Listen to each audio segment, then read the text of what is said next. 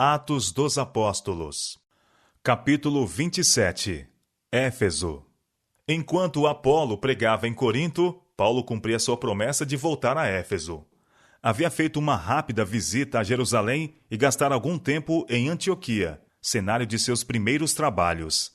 Daí viajou através da Ásia Menor, sucessivamente pela província da Galácia e da Frígia, visitando as igrejas que ele próprio estabelecera e fortalecendo a fé dos crentes. No tempo dos apóstolos, a parte oeste da Ásia Menor era conhecida como a província romana da Ásia. Éfeso, a capital, era um grande centro comercial. Seu porto estava coalhado de embarcações e suas ruas apinhadas de pessoas de todos os países. Como Corinto, Éfeso apresentava um campo promissor para o trabalho missionário. Os judeus, então amplamente dispersos por todas as terras civilizadas, estavam geralmente expectantes pelo advento do Messias. Quando João Batista estava pregando, muitos em suas visitas a Jerusalém, por ocasião das festas anuais, haviam ido às barrancas do Jordão para ouvi-lo. Ali ouviram eles ser Jesus proclamado como prometido e tinham levado as novas a todas as partes do mundo. Dessa maneira, a providência havia preparado o caminho para o trabalho dos apóstolos. Chegando a Éfeso, Paulo encontrou 12 crentes que, como Apolo, tinham sido discípulos de João Batista e com ele alcançado algum conhecimento da missão de Cristo. Eles não tinham a habilidade de Apolo, mas com a mesma sinceridade e fé estavam procurando espalhar o conhecimento que possuíam. Esses irmãos nada sabiam da missão do Espírito Santo.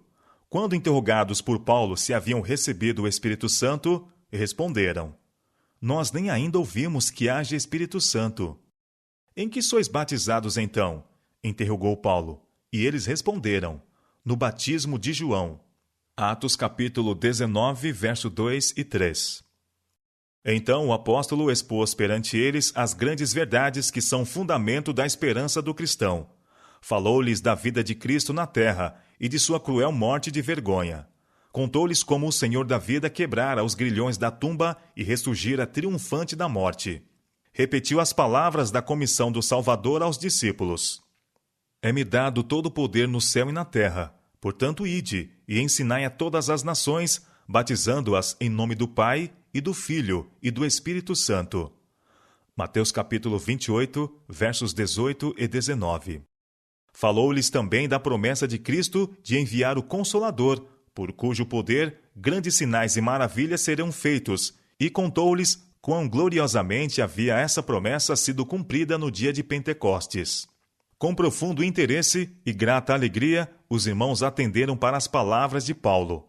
Pela fé, aprenderam a maravilhosa verdade do sacrifício expiatório de Cristo e receberam-no como seu Redentor.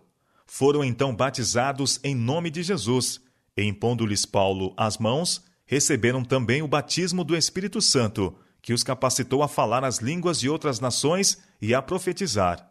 Dessa forma, estavam habilitados a trabalhar como missionários em Éfeso e circunvizinhanças, e também a sair para proclamar o Evangelho na Ásia Menor. Foi por nutrir um espírito humilde e dócil que esses homens alcançaram a experiência que os capacitava a sair como obreiros para o campo da seara. Seu exemplo oferece aos cristãos uma lição de grande valor. Há muitos que fazem apenas pequeno progresso na vida religiosa porque são presunçosos demais para ocupar a posição de aprendizes. Sentem-se satisfeitos com o conhecimento superficial da palavra de Deus. Não desejam mudar sua fé ou obras e não fazem, por conseguinte, qualquer esforço para obter maior luz. Se os seguidores de Cristo fossem fervorosos na busca da sabedoria, seriam levados aos ricos campos da verdade, ainda inteiramente desconhecidos para eles. Aquele que se entregar inteiramente a Deus será guiado pela mão divina. Poderá ser humilde e aparentemente não dotado de dons. Contudo, se com coração amante e confiante obedecer a toda manifestação da vontade de Deus, suas faculdades serão purificadas, enobrecidas, revigoradas e aumentada sua capacidade. Ao serem por ele entesouradas as lições de divina sabedoria, um sagrado encargo ser-lhe-á confiado. Será capacitado a fazer de sua vida uma honra para Deus e uma bênção para o mundo. A exposição das tuas palavras dá luz, dá entendimento aos simples. Salmo, capítulo 19, verso 130. Há muitos hoje em dia tão ignorantes da obra do Espírito Santo sobre o coração quanto o eram os crentes de Éfeso. Não há, entretanto, verdades mais claramente ensinadas na palavra de Deus. Profetas e apóstolos têm se demorado sobre este tema.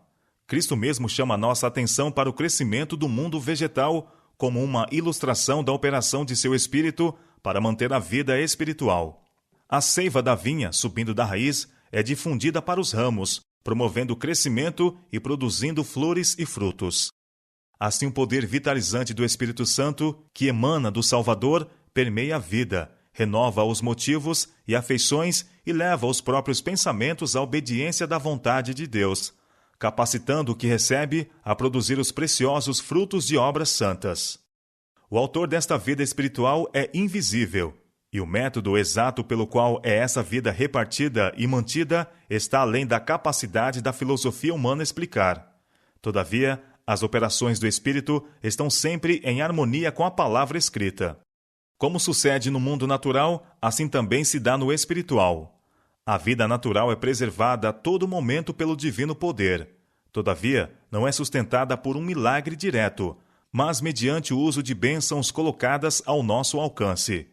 De igual forma, é a vida espiritual sustentada pelo uso dos meios supridos pela providência. Se o seguidor de Cristo quiser crescer até chegar a varão perfeito, à medida da estatura completa de Cristo, precisa comer do pão da vida e beber da água da salvação. Precisa vigiar, orar e trabalhar, dando em todas as coisas atenção às instruções de Deus em sua palavra. Há ainda para nós outras lições na experiência daqueles conversos judeus. Quando receberam o batismo das mãos de João, não compreenderam completamente a missão de Jesus como aquele que leva o pecado. Mantinham sérios erros. Mas, com mais clara luz, alegremente aceitaram a Cristo como seu Redentor, e com esse passo de progresso veio uma mudança em suas obrigações. Ao receberem uma fé mais pura, houve uma correspondente mudança em sua vida. Como sinal dessa mudança, e em reconhecimento de sua fé em Cristo, foram rebatizados no nome de Jesus. Conforme seu costume, Paulo iniciou sua obra em Éfeso, pregando na sinagoga dos judeus. Aí continuou trabalhando por 3 meses, disputando e persuadindo-os acerca do reino de Deus. A princípio encontrou recepção favorável, mas, como nos outros campos, logo surgiu violenta oposição. Mas, como alguns deles se endureceram e não obedecessem, falando mal do caminho perante a multidão, e como persistissem em sua rejeição do Evangelho, o apóstolo cessou de pregar na sinagoga. O Espírito de Deus operara em Paulo e por meio dele, em seus trabalhos em favor de seus compatriotas. Suficiente prova fora apresentado para convencer a todos os que sinceramente desejassem conhecer a verdade. Muitos, porém, permitiram que os dominassem o preconceito e a incredulidade, e recusaram submeter-se à mais decisiva evidência. Temendo que a fé dos crentes corresse perigo pela contínua associação com esses oponentes da verdade, Paulo se separou deles e reuniu os discípulos num grupo distinto, continuando suas instruções públicas na escola de Tirano, professor de algum destaque. Paulo viu que uma porta grande e eficaz se lhe abria, embora houvesse muitos adversários. 1 Coríntios capítulo 16, verso 9. Éfeso não era somente a mais magnificente, como também a mais corrupta das cidades da Ásia. A superstição e os prazeres sensuais mantinham domínio sobre sua fervilhante população. À sombra de seus templos encontravam guarida os criminosos de toda a espécie, e floresciam os mais degradantes vícios. Éfeso era o centro popular da adoração de Diana. A fama do magnificente templo da Diana dos Efésios estendia-se através de toda a Ásia e do mundo. Seu insuperável esplendor tornava o orgulho não apenas da cidade, mas da nação. Declarava a tradição haver o ídolo caído do céu dentro do templo. Sobre ele estavam escritos caracteres simbólicos, dos quais se dizia que possuíam um grande poder. Livros haviam sido escritos pelos efésios para explicar o significado e o uso desses símbolos. Entre os que estudavam com atenção esses custosos livros, estavam muitos mágicos que exerciam poderosa influência sobre a mente dos supersticiosos adoradores da imagem no templo. Ao apóstolo Paulo, em suas atividades em Éfeso, foi dada especial demonstração do favor divino. O poder de Deus acompanhava seus esforços, e muitos eram curados de males físicos. E Deus, pelas mãos de Paulo, fazia maravilhas extraordinárias, de sorte que até os lenços e aventais se levavam do seu corpo aos enfermos, e as enfermidades fugiam deles, e os espíritos malignos saíam. Atos capítulo 19, versos 11 e 12. Essas manifestações de poder sobrenatural eram tão mais poderosas que as que já haviam sido antes testemunhadas em Éfeso, e de tal caráter que as não podiam imitar os habilidosos truques ou encantamentos de feiticeiros. Ao serem esses milagres operados no nome de Jesus de Nazaré, tinha o povo oportunidade de ver que o Deus do céu era mais poderoso que os mágicos adoradores da deusa Diana. Assim o Senhor exaltava seu servo, mesmo diante dos idólatras, incomparavelmente acima do mais poderoso e favorecido dos mágicos. Mas aquele a quem estão sujeitos todos os espíritos do mal, e sobre os quais dera a seus servos autoridade, estava para levar maior vergonha e ruína sobre os que desprezavam e profanavam seu santo nome. A feitiçaria havia sido proibida pela lei de Moisés, sob pena de morte, embora de tempos em tempos houvesse sido praticada secretamente por judeus apostatados. Ao tempo da visita de Paulo a Éfeso, havia na cidade alguns dos exorcistas judeus ambulantes, os quais, vendo as maravilhas por ele operadas, tentavam invocar o nome do Senhor Jesus sobre os que tinham espíritos malignos. Uma tentativa foi feita por 7 filhos de Seva, judeu principal dos sacerdotes. Encontrando um homem possesso de demônio, disseram-lhe: "Esconjuro-vos por Jesus a quem Paulo prega." Porém, o espírito maligno disse: "Conheço a Jesus, e bem sei quem é Paulo. Mas vós, quem sois?" E saltando neles o homem que tinha o espírito maligno, e assenhoreando-se de 2, pôde mais do que eles, de tal maneira que nus e feridos fugiram daquela casa. Atos capítulo 19, versos 13 a 16. Foi dada assim prova insofismável da santidade do nome de Cristo e do perigo que incorreriam os que invocassem esse nome sem fé na divindade da missão do Salvador. E caiu temor sobre todos eles, e o nome do Senhor Jesus era engrandecido. Atos capítulo 19, verso 17. Fatos que haviam sido previamente encobertos foram então trazidos à luz. Ao aceitarem o cristianismo, alguns crentes não haviam renunciado inteiramente às suas superstições. Ainda continuaram, em certa medida, a praticar a magia. Agora, convictos de seu erro, muitos dos que tinham crido vinham confessando e publicando seus feitos. Atos capítulo 19, verso 18.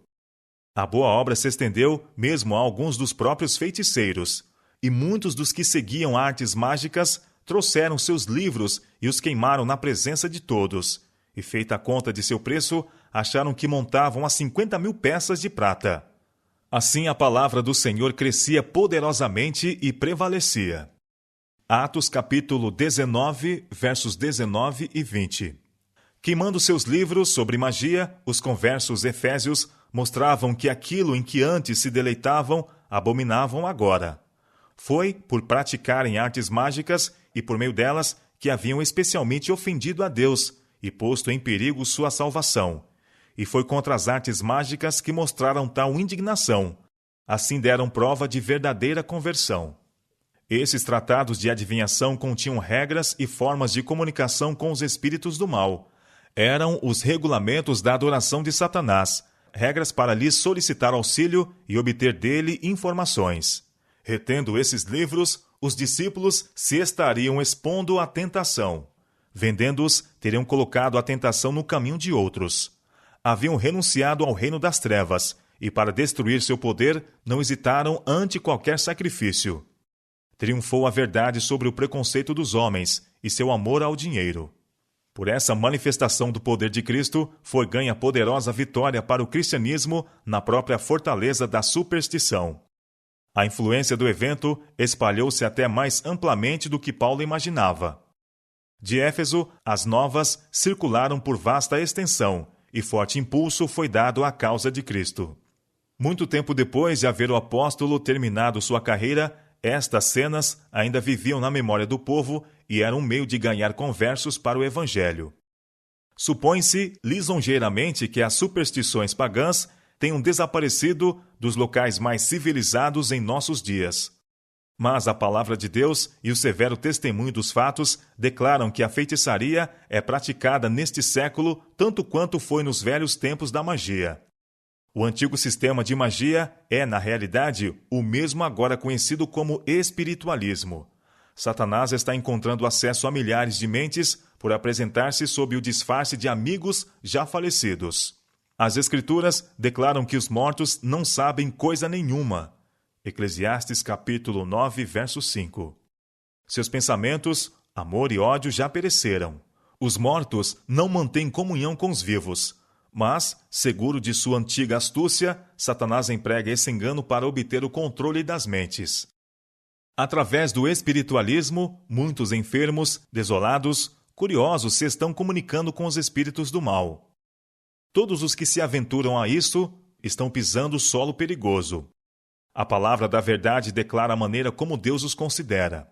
Nos tempos antigos, ele pronunciou um severo juízo contra um rei que havia buscado o conselho de um oráculo pagão. Porventura não há Deus em Israel? Para irdes consultar a Baal-Zebude, Deus de Ecrom? E por isso assim diz o Senhor: da cama a que subiste não descerás, mas sem falta morrerás. 2 Reis, capítulo 1, versos 3 e 4. Os mágicos dos tempos pagãos têm seu correspondente nos médiuns espíritas, nos videntes e nos cartomantes de hoje.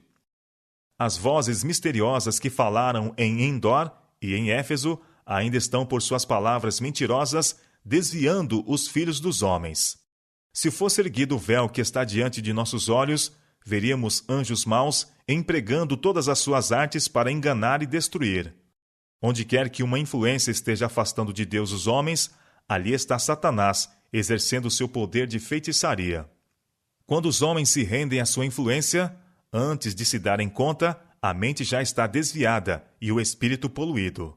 A admoestação do apóstolo à igreja de Éfeso tem de ser ouvida pelo povo de Deus hoje. E não comuniqueis com as obras infrutuosas das trevas, mas antes condenai-as. Efésios capítulo 5, verso 11.